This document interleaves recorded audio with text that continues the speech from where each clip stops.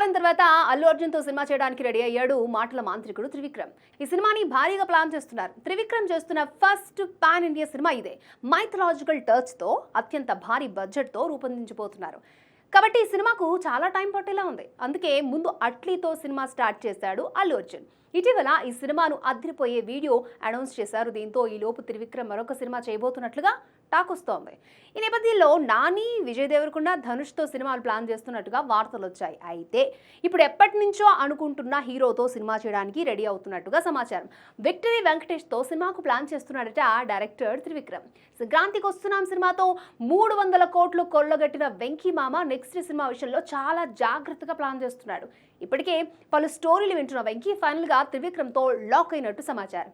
Atlee cinema complete అయ్యేలోపు Bunny cinema script పూర్తి చేసి వెంకీతో సినిమా కంప్లీట్ చేయాలని చూస్తున్నాడట మన మాటల మాంత్రికుడు.